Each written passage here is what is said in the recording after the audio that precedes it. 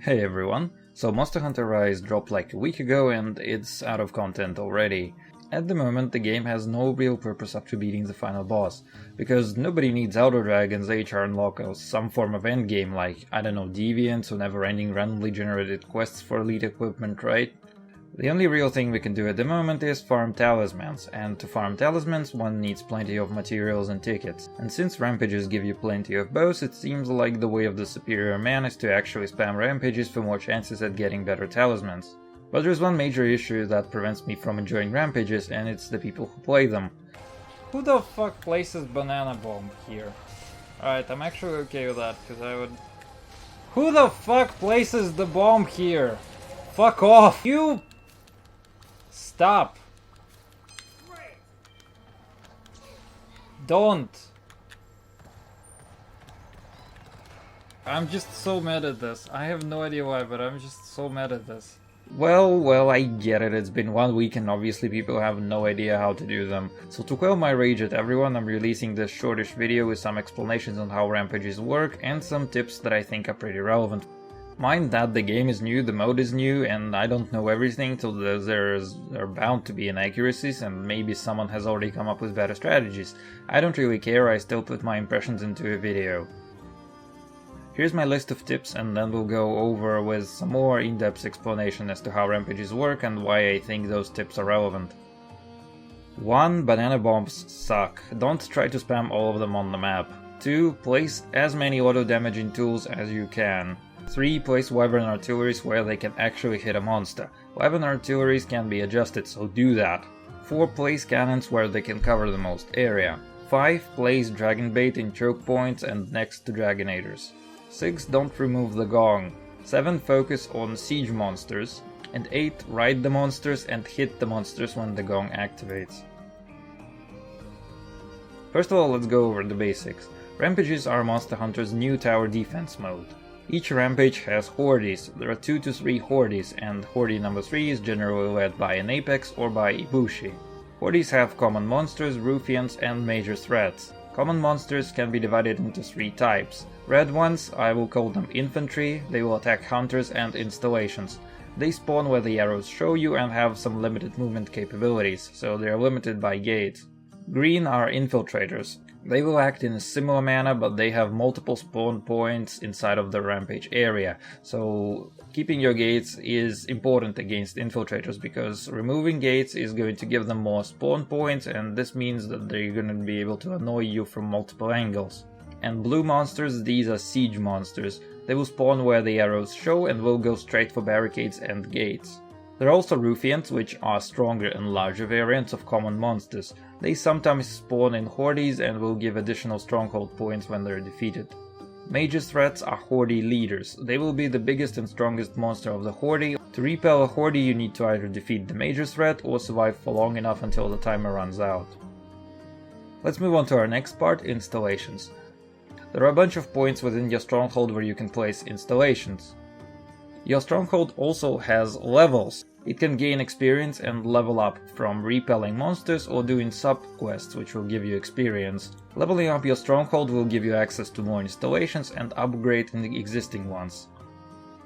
There are 3 types of installations which we're all gonna go through quickly. Manual ones. All manual installations have 3 types of shots. Let's start with Ballistae. By holding R or A you're gonna deal normal shots. X button will fire crack shots which deal explosive damage and KO the monster if you go for the head. Sonic boom shots make the monster realize that they've made a mistake and back down a little bit, which is your Y button. Also, by pressing R or RT, depending on your control configuration, you can defend against attacks.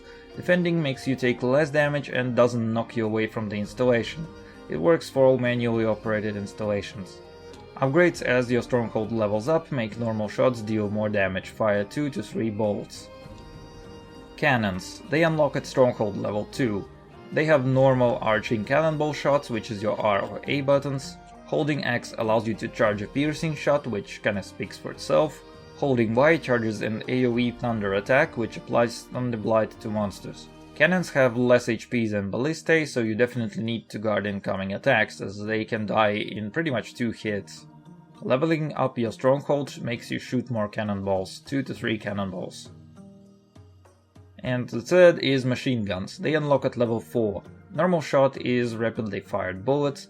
X attack shoots Krag ammo, which has very short range and acts pretty much like a video game shotgun. Y button fires silk bind attacks, which pull in the monsters closer to you. Second is auto installations. These shoot on their own and don't need to be managed by hunters. Here's an important note: keep track of where you place your installations, and especially ones that you placed last. If you go over the limit of installations, the game will replace the first one you ever placed with where you currently want one. Banana bombs. These act like mines. If a monster steps on the bomb, it'll explode and have a really long cooldown before you can spawn another one. They can only be placed on lower level and have a fairly short range of activation. Here's a main tip: these bombs suck, okay? Don't try to use up all of them because it's absolutely pointless. Their biggest downside is that they can't be instantly removed. If you want to remove a bomb that has exploded, the installation will only be removed after the end of its cooldown. If you want another installation in its place, you'll have to wait a long while. Also, monsters may not even step on them and make them completely useless. Also, we need to go ahead and get rid of this bomb. It doesn't even work, like... Ballistae. So these are your common archers and you can place up to 5 of them. You can spam them anywhere. Just spam them anywhere where there is room for them. At high levels they also start firing special sticky shots that explode when they are attacked. Cannons. These bad boys deal more damage than common archers and you sadly can only have 2 of them. These are your best auto units. And for some reason people are absolutely terrible at placing these guys. So the idea is to place these guys somewhere where they can hit the most monsters and cover a lot of area. Later on they're able to attack with thunder and apply thunder blights to monsters. Wyvern artilleries. People seem to have absolutely zero clue how to use these ones. So these are auto units, but you need to manually adjust them also. Use the installation to aim. Here's a little tip: they'll auto aim where your camera is currently at. And they also have 2 modes of dealing damage. By default, they'll shoot shots that will explode and deal some area of effect damage. The other mode is a piercing fire shot, which I personally prefer a little bit more. People also suck at placing Wyvern artilleries. Your general rule is pretty similar. They deal plenty of damage, so you want to place them somewhere where they'll activate a lot. Except they also have a much worse reach than cannons and need to be aimed manually somewhere monsters will actually step on.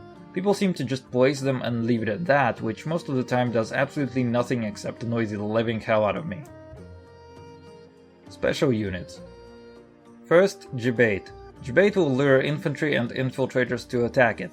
You want to place Gibate in choke points where you can deal a lot of damage to monsters quickly or place them close to Dragonators. And 2, Warrior Gibate.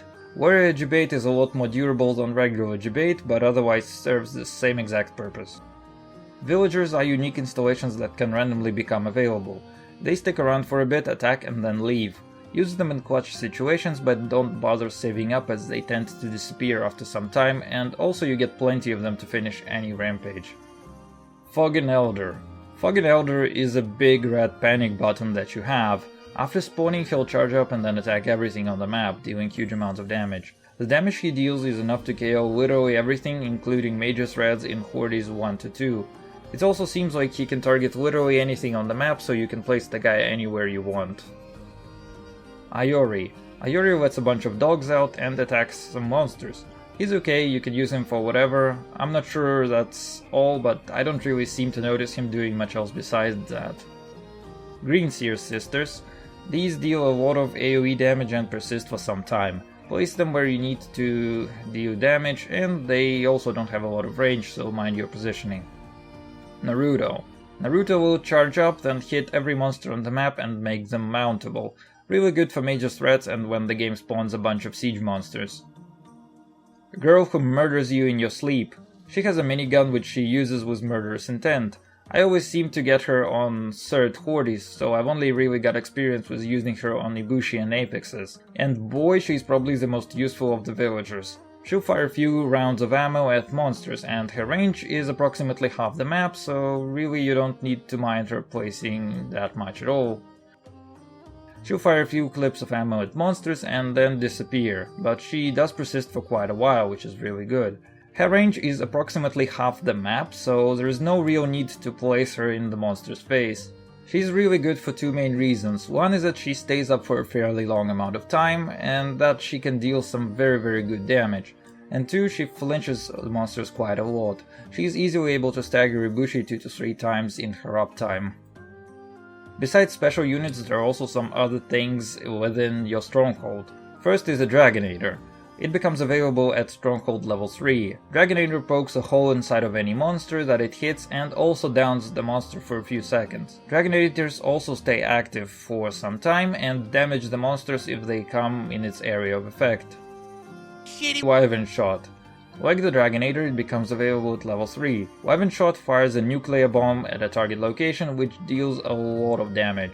Both Dragonator and Wyvern Shot will go into cooldown after use and refresh once before each horde. Both Dragonator and Wyvern Shot will go into cooldown after use and refresh before each horde. Gong.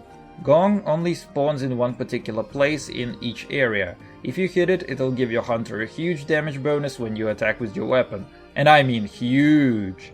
And it gets bigger with higher stronghold levels. You can hit it manually and it'll activate for 60 seconds, or it can also auto-activate for a much longer duration. If you remove the gong from the field, you can't get another one.